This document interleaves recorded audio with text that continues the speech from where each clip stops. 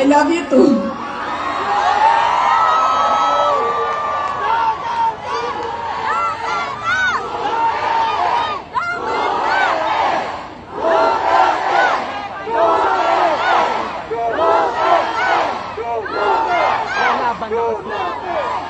Esto na kinatatayuan ko ay hindi para sa akin.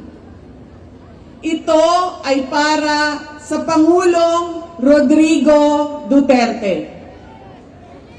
Pero tinawag ako ng tadhana dahil kinidnap ang tatay nating lahat.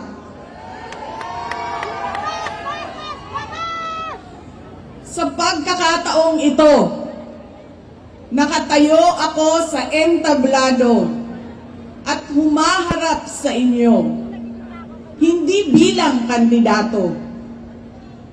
Ako si Inday Sara, isang botanteng nagmamahal sa ating bayan at natatakot para sa ating kinabukasan. Mga kaigsuunan ko, iniibig ko ang Pilipinas. Iniibig ko kayong mga Pilipino.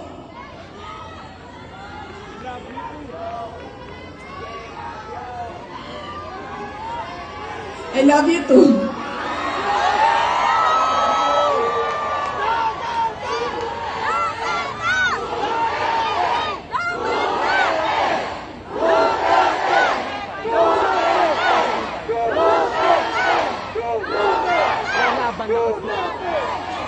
This election will decide the future of our country.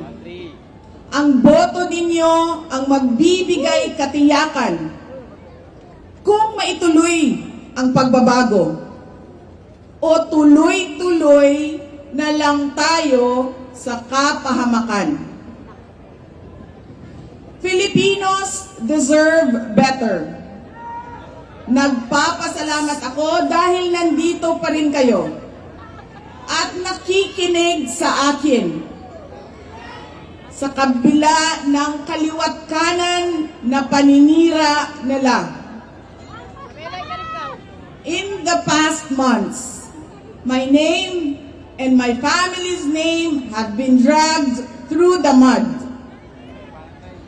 I have repeatedly said it before, and I will say it again now. I am not the problem of this country.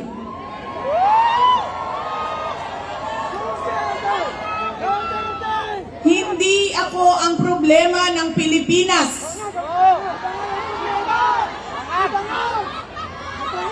Hindi Duterte ang problema ng Pilipinas. Sino nga ba ang tunay na makikinabang kung tuluyan ng burahin sa mundo ang pamilyang Duterte? Hindi ang mga Pilipino. Lalo nang hindi makikinabang ang mga biktima sa krimen, mga walang trabaho, mga naghihirap, o maging ang mga nagugutom. What we are witnessing is a systematic demolition job against political opponents that once dared to put the country first, even if it meant going against the most powerful interests in our homeland. Sa kasamaang palad, iniluklok natin ang isang leader na walang kakayahang maintindihan ang tunay na kalagayan ng mga Pilipino. At higit sa lahat, hindi kayang magdesisyon para sa kapakanan ng sambayanan. Pinagbabayaran natin ngayon ang pagpili ng maling leader. Nakikita natin ang lantaran at walang pakundangang paglabag sa ating saligang batas. Pinamumunuan din tayo ngayon ng isang taong patuloy pa rin tumatanggi, sumailalim sa isang pampublikong hair follicle drug test.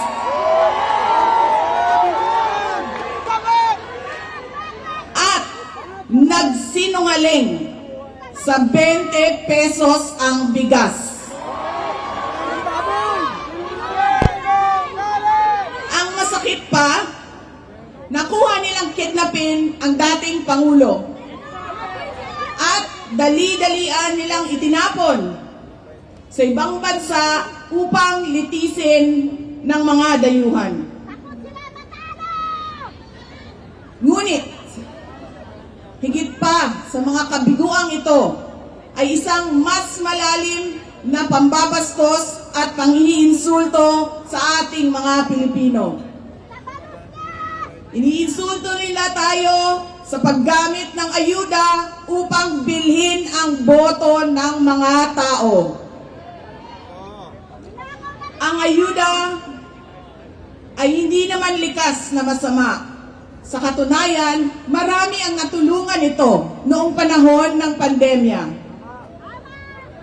Ngunit, kapag ginamit ito para manipulahin kayo at pagsamantalahan ang inyong kahirapan upang manatili sila sa kapangyarihan, nagiging sandata ito ng pang-aabuso.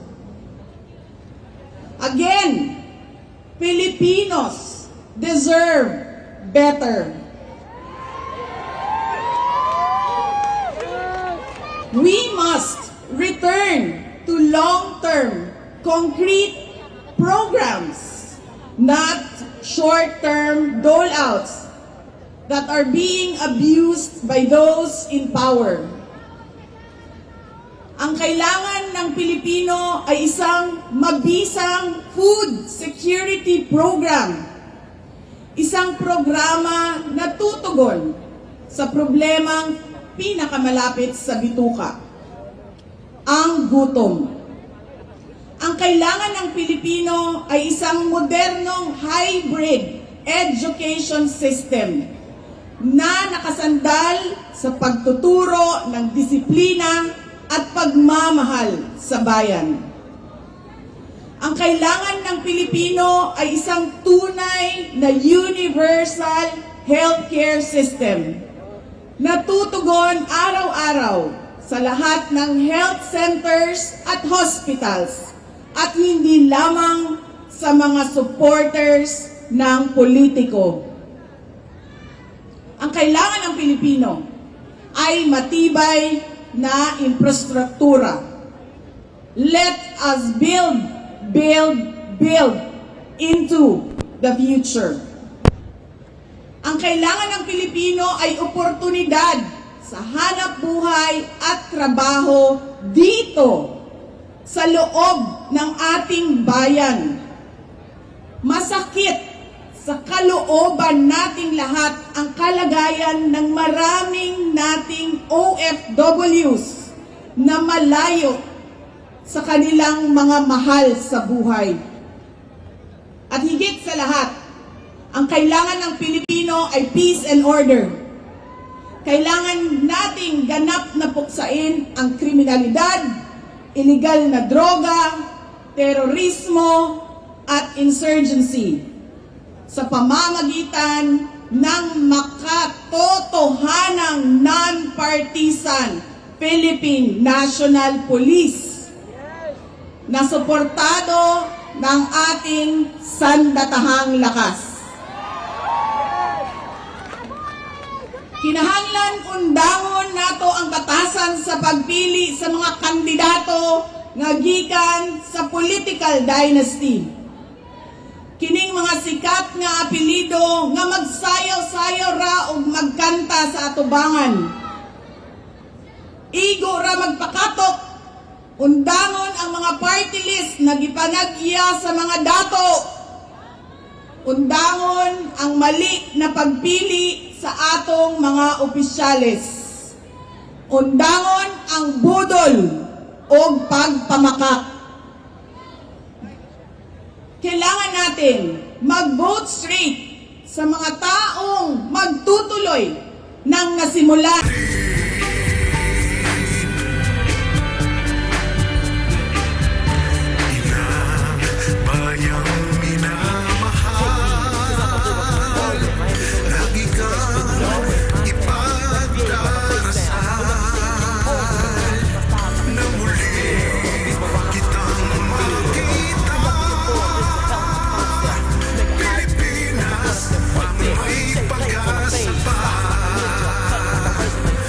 Okay, hiniling natin ang lahat na bumalik sa mga